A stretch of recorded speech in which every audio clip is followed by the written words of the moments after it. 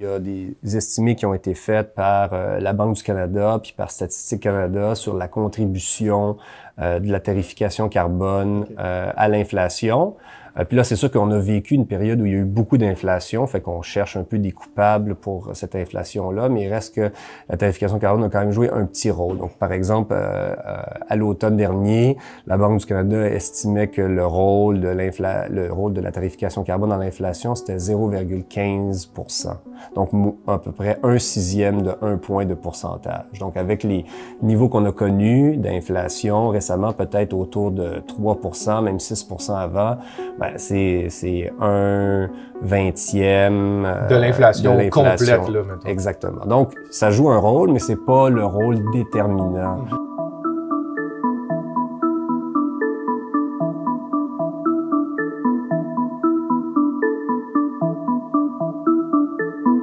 Charles Séguin, bonjour. Bonjour. Vous êtes professeur au département des sciences économiques de l'UQAM.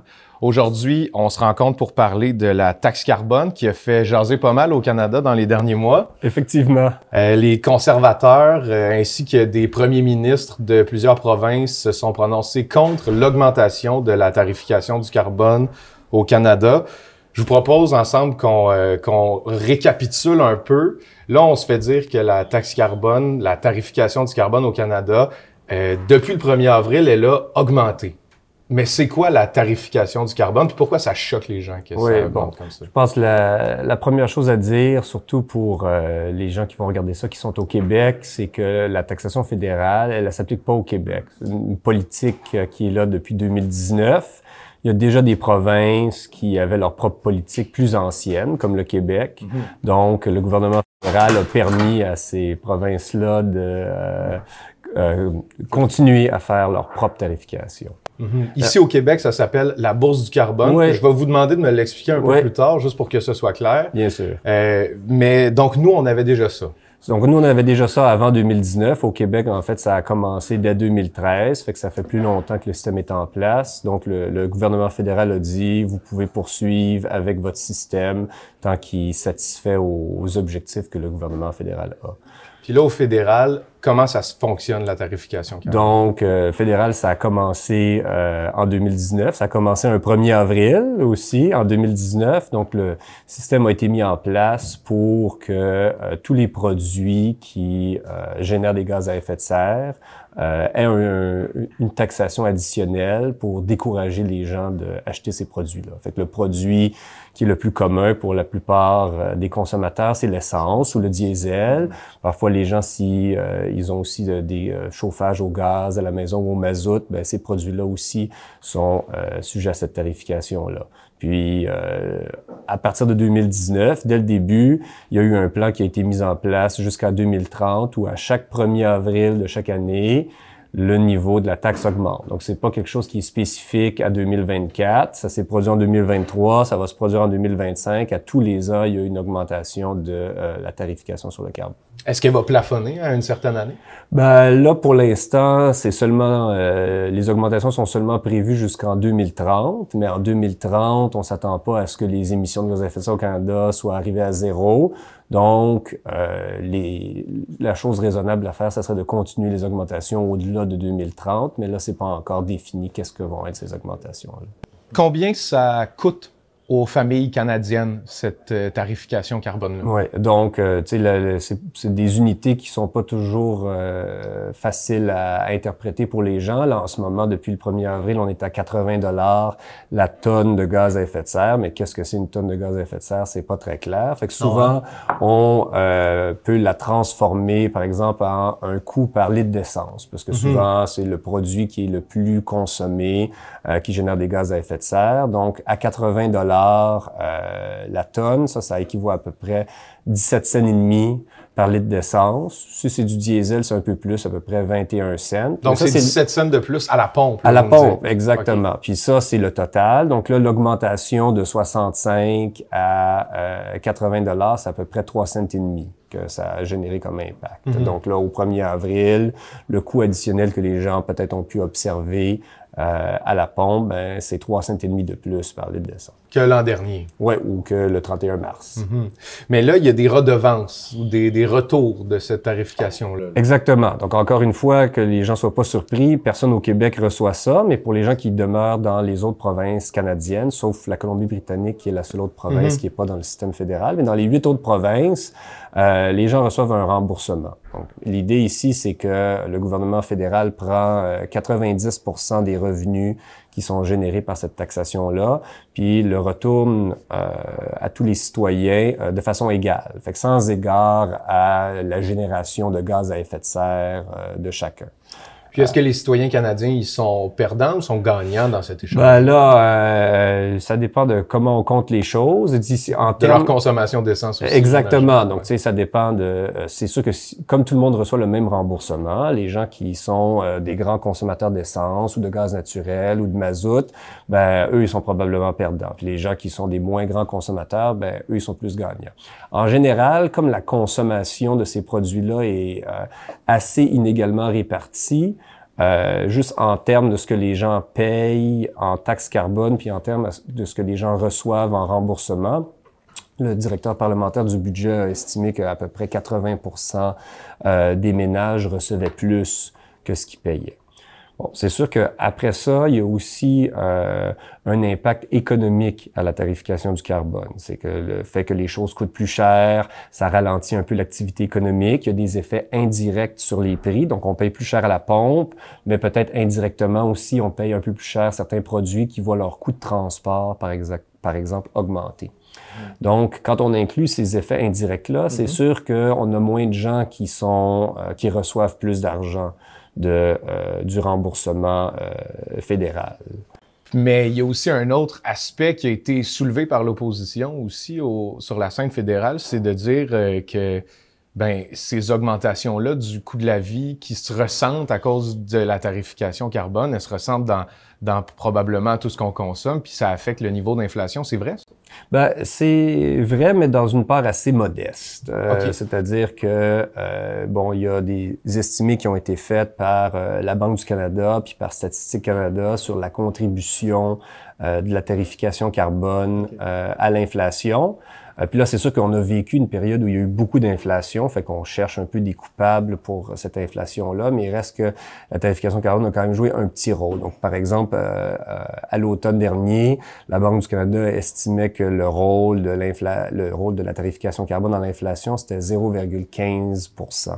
Donc, à peu près 1/6 de 1 point de pourcentage. Donc, avec les niveaux qu'on a connus d'inflation récemment, peut-être autour de 3%, même 6% avant, c'est 1/20 de l'inflation complète, là, mettons. Exactement. Donc, ça joue un rôle, mais c'est pas le rôle déterminant qu'on observe. Par exemple, si les gens, ce qu'ils voient surtout, c'est le prix de l'essence, qui est généralement affiché partout en ville, à la campagne. Donc, les variations du prix de l'essence dépendent beaucoup plus des variations du prix du brut sur les marchés internationaux que des variations de la taxe carbone. Là, ce qu'on avait en début d'année, c'était des diminutions du prix de l'essence à cause de ce qui se passait sur les marchés internationaux. Là, dans la dernière mise à jour d'aujourd'hui, des chiffres sur l'inflation, il y avait une petite hausse de l'inflation au niveau annuel à 2,9%. Puis, il y avait au mois de mars, puis l'énergie jouait un rôle important dans ce retour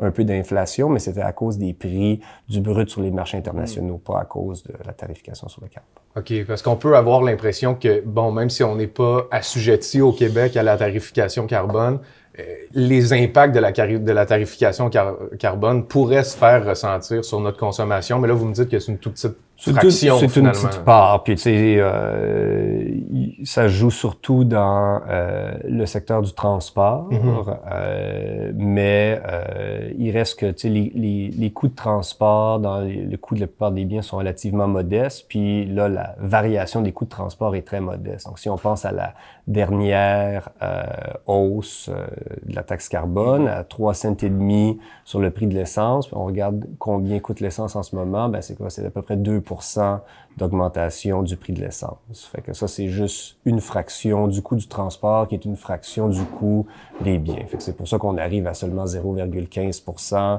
sur l'inflation totale, parce que cette hausse-là du prix de l'essence joue un petit rôle dans différents secteurs. Mm-hmm. Les conservateurs ont mentionné que ça alourdissait le fardeau fiscal. Là, bon, on a un peu clarifié dans quelle mesure ça l'alourdit ou non, puis c'est peut-être moins grave que ce que Pierre Poilievre dénonce. Au Québec, par contre, là, ici, on a la bourse du carbone. Pouvez-vous nous expliquer en quoi c'est distinct de la tarification carbone?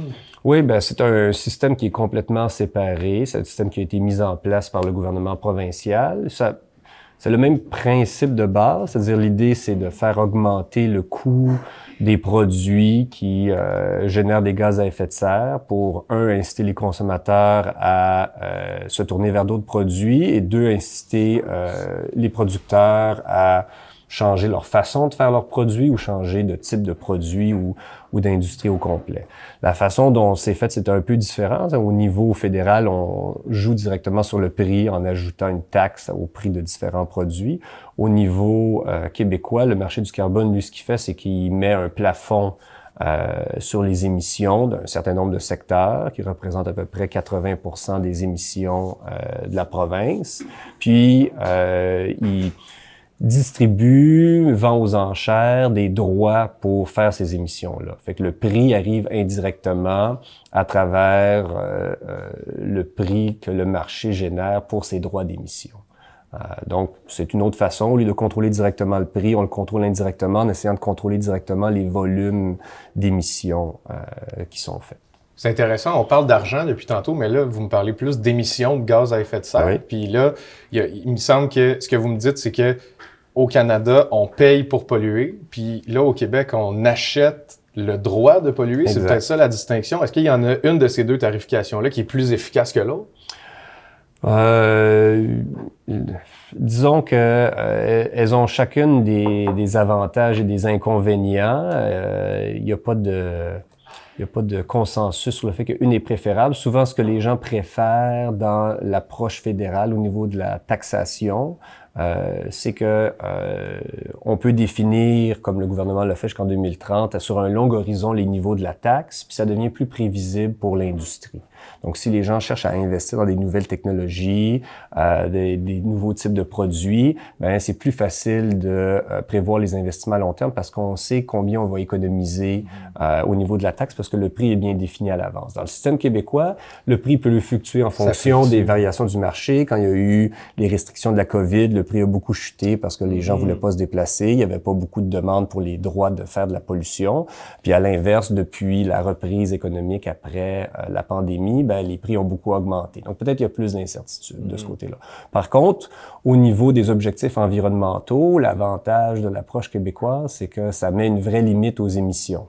Donc, on peut dire, ben là, on a des objectifs à atteindre, puis on s'assure d'atteindre ces objectifs-là en mettant un plafond qui est contraignant. Tandis que dans l'approche fédérale, si jamais il y avait un gros boom économique ou le prix du pétrole devenait très élevé, ben ça serait possible que les émissions de gaz à effet de serre au Canada augmentent beaucoup en dépit de la tarification. Ça fait réagir les gens parce que les gens, ils ressentent déjà que le coût de la vie est élevé. Là, on vient un peu leur dire que pour l'environnement, pour protéger l'environnement, ils vont devoir continuer à payer plus cher d'année en année. Est-ce que c'est un moyen efficace de les faire adhérer? Est-ce que c'est le meilleur moyen de réduire nos émissions de gaz à effet de serre au Québec et au Canada?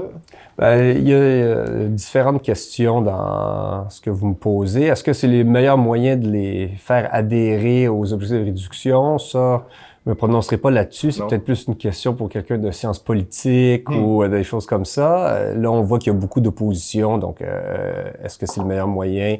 Ça semble pas évident. Par contre, c'est certain que n'importe quelle approche pour réduire les gaz à effet de serre, il va avoir des coûts pour la société. Puis ces coûts-là vont être répartis de façon différente. C'est sûr que si on voulait ne pas réduire nos émissions de gaz à effet de serre, à long terme, on contribuerait davantage au changement climatique, mais à court terme, ça imposerait moins de coûts à la société. Ça, c'est certain. Fait que si l'alternative, c'est ne pas réduire ses émissions, il peut y avoir moins de coûts que maintenant. Si l'alternative, c'est une autre façon de réduire ses émissions, là, c'est pas clair que y a des meilleures choses à faire que la tarification. Du point de vue économique, la tarification, ça donne des incitatifs décentralisés. Chacun peut prendre ses décisions en fonction de son contexte particulier, en fonction des opportunités particulières qui se présentent à son entreprise ou, disons, à un ménage. Fait que ça laisse beaucoup de flexibilité. Une autre approche, ça serait de subventionner les réductions d'émissions plutôt que de les taxer. Mais ça pose la question de où va venir l'argent pour ces subventions-là. Puis est-ce qu'on va avoir retour sur investissement aussi? Il y a ça. Il y a ça. Donc, mais supposons que les choses vont bien, puis que la subvention fonctionne, puis il y a un retour sur ces subventions-là en termes de réduction d'émissions. Il reste quand même qu'il y a la question de financer la subvention. Donc, est-ce que ça va venir par une réduction des dépenses du gouvernement dans d'autres secteurs de l'État, la santé, l'éducation, la défense, ou est-ce que ça va venir par des augmentations d'impôts? Fait que souvent, si c'est financé par des augmentations d'impôts, ça va avoir des impacts, disons, l'impôt sur le revenu, par exemple, ça va avoir des impacts sur le marché du travail qui, à l'avis quasi unanime des économistes, vont être pires que la tarification directe des émissions. Après ça, il pourrait y avoir des approches réglementaires aussi, où on pourrait interdire certains produits, on pourrait interdire certains types de consommation, certaines façons de faire les choses. Mais encore une fois, ça peut-être la façon qui a les coûts les plus cachés. Fait que peut-être que politiquement, ça serait plus acceptable, mais économiquement, ces approches réglementaires, en général, ils génèrent des réductions de croissance économique, des réductions de revenus pour le gouvernement, pour les ménages qui sont plus importantes, peut-être, mais moins transparentes. Puis des fois, peut-être que réglementer aussi ou interdire, ça a encore un effet plus désagréable. Ça pourrait. La tarification graduelle. Ça pourrait. C'est l'idée aussi de la tarification qui augmente, c'est pour éviter l'alternative où la tarification serait très élevée dès aujourd'hui. Donc, on sait que, par exemple, pour les ménages, il y a beaucoup de choses, beaucoup de produits à travers lesquels les ménages génèrent des émissions qui sont liées à des biens durables. Une automobile, un système de chauffage dans une maison, un emplacement de son logement par rapport à son lieu de travail, des choses qui sont pas faciles à changer à court terme. Donc, si la tarification était très élevée dès le départ, ça serait difficile aux gens de s'ajuster. Mais là, en sachant que la tarification est quand même, comparé à peut-être ce qu'on peut retrouver en Europe en ce moment, relativement modeste. Puis ça va augmenter année après année. Mais que les gens savent que ça va augmenter, ça donne le temps de faire des ajustements. Ça donne le temps peut-être de, la prochaine fois qu'on achète un véhicule, peut-être prendre ça en compte, ou quand on fait des décisions par rapport aux rénovations domiciliaires qu'on va faire, on a le temps un peu de s'ajuster parce qu'on sait que ça va devenir plus coûteux dans le futur. Il y a des élections qui se profilent en 2025. Advenant une victoire conservatrice, les conservateurs d'ailleurs qui scandent axe de taxe dans plusieurs rassemblements en ce moment, en pointant notamment la taxe carbone. Comment vous verriez l'abolition d'une tarification carbone au Canada?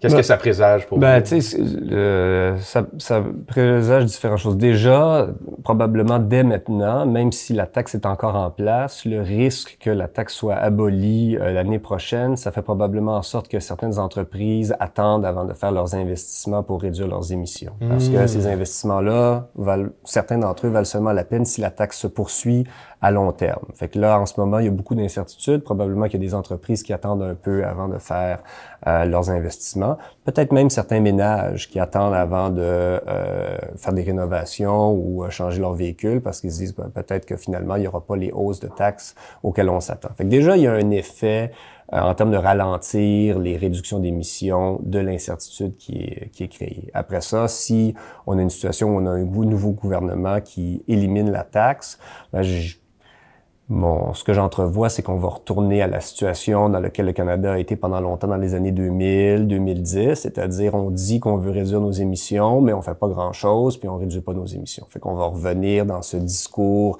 un peu dissonant où on dit qu'on fait quelque chose, mais dans les faits, on le fait pas vraiment. Fait que c'est sûr que si c'est ça, ça va probablement générer moins de coûts pour les citoyens, mais en même temps, on va pas réduire nos émissions. Fait que soit ça va devenir beaucoup plus pénible à un autre point dans le futur, quand on voudra les réduire davantage, ou soit on va retourner un peu dans notre rôle d'un peu de mauvais élève sur la scène internationale, où même les États-Unis en ce moment sont en train de réduire leurs émissions de gaz à effet de serre plus vite que le Canada. Fait qu'on va être un peu comme l'Australie, on va être un des rares pays riches qui est pas en mesure de réduire ses émissions de gaz à effet de serre. Charles Séguin, je vous remercie beaucoup. Ça m'a fait plaisir.